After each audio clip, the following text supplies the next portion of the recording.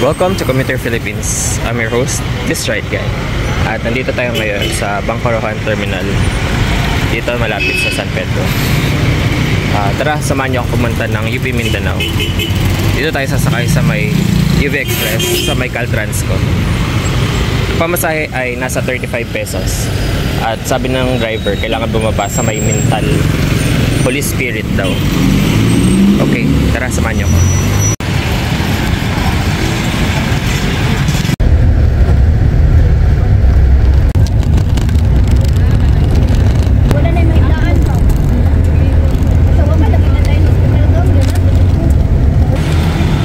So nakarating din tayo sa Holy Spirit Hospital, Davao.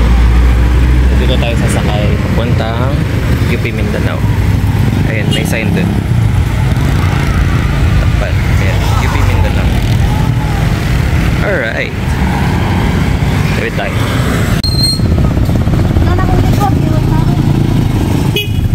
UP! Ano sa magitan lang ha? Kaya ang driver.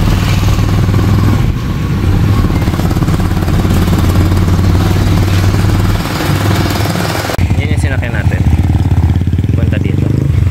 Welcome to the University of the Philippines, Mindanao. Ayan. So, nandito na tayo ngayon sa UP Mindanao. Inabot na mga 30 minutes ang biyahe galing ng Bangkarohan papunta ng UP Mindanao. Tapos ang pamasahe 35 mula Bangkarohan papuntang Mintal Holy Spirit, Davao. Tapos 20 yung tricycle papasok. So kung magbabalikan, ang pamasahe is nasa 100. Ayan. University of the Philippines. Nakapasok ako dito kasi may ID ako ng UP. Pero hindi ko lang alam kapag ka-outsider kung nagpapapasok sila. Pero sa Singapore, regardless kung estudyante ka or hindi, makakapasok ka sa university. Ayan, nandito na tayo ngayon sa University Avenue, corner Oblation Circle. Ayan.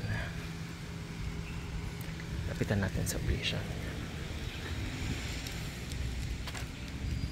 Tapos yun daw yung admin sa harapan. Diba? Ayan, sa Oblation.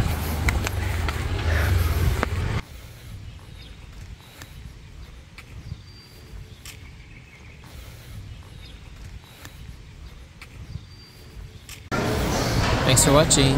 Don't forget to like, share, and subscribe to my YouTube channel. See you on the next video.